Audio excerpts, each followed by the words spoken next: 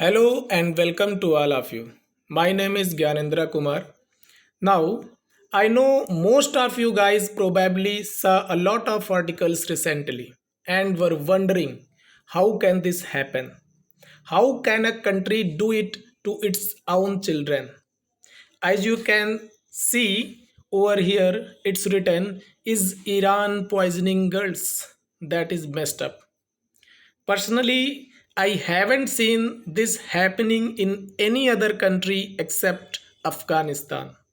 I will tell you about what the Taliban did a decade ago, but just have a look at this headline. Hundreds of girls were poisoned in Iran intentionally to stop them from going to school.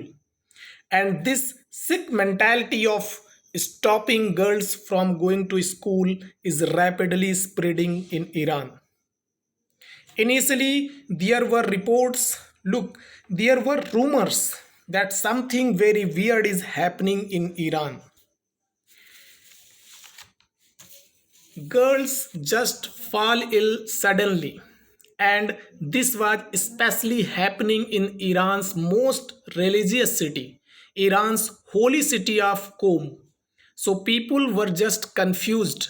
Why are schoolgirls falling sick? Well, now we have an answer. Iran's deputy minister has confirmed himself that yes, there has been a poisoning of schoolgirls. The intention was to make sure that they stay away from education, they stay away from school.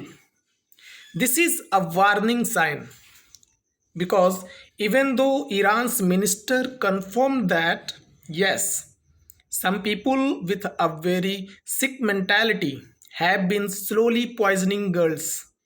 We did not He did not specifically say what action will Iran take against these people. Who were these people to begin with? And on top of that, there isn't exactly as much as anger in Iran over this issue. This topic should rile Iran's civil society, but apparently the reaction just hasn't been there. Although the entire world is shocked, and people are now thinking is the same thing that happened in Afghanistan about 10 years ago. Will it happen in Iran frequently? Now, let me tell you what happened in Afghanistan 10 years ago.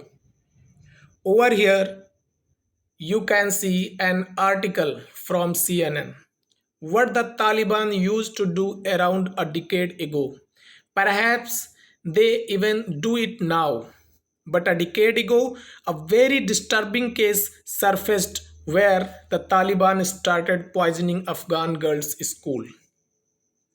What they used to do was they used to poison the water supply of the school so that all the school girls get ill, and then it would send a wave of fear all over Afghanistan that if you send your girls to school, chances are the water will be poisoned.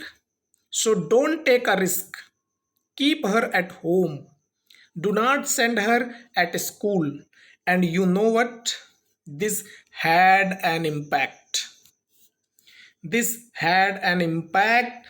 Parents all over the Afghanistan were concerned about the safety of their girl child. And eventually, the enrollment rate of girls in Afghanistan started falling in school. This was a big setback to the efforts to push forward female education in Afghanistan. So, this happened. And you know what? It was a very sad incident. But even now, when Taliban has reclaimed power in Afghanistan, even now they have been trying to stop girls from going to school. A few months ago, Taliban came up with this weird rule that all the girls in Afghanistan will not receive any education beyond 6th grade. Eventually, they had to reverse this decision because no one was supportive of this. Not the public, not the international community. They faced a huge backlash.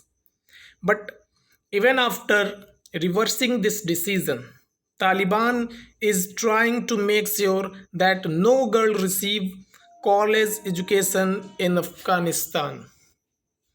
And the most concerning thing for the entire world is even though Taliban is restricted to Afghanistan for the time being, their ideology is spreading. Look what happened in Iran was that a group that basically called itself the devotees of the supreme leader. They decided to poison the girl school, and they have also warned all of Iran that if girls are not kept away from schools, then their action will be much bigger. They will poison schools all over Iran if girls are not barred from education. This is their demand. Now, I don't really know how Iran will tackle this situation because it's very difficult to stop these fundamental groups because you can't keep a vigilant eye on schools all the time. It is simply not possible. Sooner or later, some fanatic might poison the water supply or poison girls in some other way. So Iran really needs to look at itself. It needs to take some hard decisions. Its politicians, its leaders must come forward and make sure that they tell these people who are trying to stop girls from going to school that this will not happen. The Talibanization of Iran will simply not take place because once this becomes a norm, once this becomes normalized, then you might see such cases happening in Pakistan as well. Already we are aware of the fact that girls education in Pakistan has suffered tremendously. As you can see, this is the report from UNESCO. Pakistan shows the slowest progress getting poor girls into schools in South and West Asia. And since Pakistan, Taliban is growing stronger day by day, eventually you will see instances where schools for girls will be closed down. And perhaps these poisoning incidents will happen in Pakistan as well. Now, some of you might ask a very basic question. Why are we concerned about this? Whatever happens in Iran and Afghanistan, whatever might happen in Pakistan, let them deal with it. It's their country. Why are we concerned? Look, eventually, we do want a more civilized, educated Iran so that it can play a more positive role in the world. Similarly, we would want the same for Afghanistan and even Pakistan. And let me tell you something. Napoleon, Napoleon, the famous French leader, he once said, "Give me an educated mother." This perhaps is one of the most important quotes in support of female education. He said, "Give me an educated mother, I shall promise you the birth of a civilized, educated nation." Because once a woman is educated, you are making sure that her offsprings will be educated as well. They will work towards the betterment of a nation. And this is how you create a civilized country which eventually helps the entire region. So, this is an issue that impacts not just Iran or Afghanistan, it impacts the entire world. And perhaps eventually one day the entire world will have to take a stand on this issue. Otherwise, the Sikh mentality will keep on spreading. Okay, bye bye.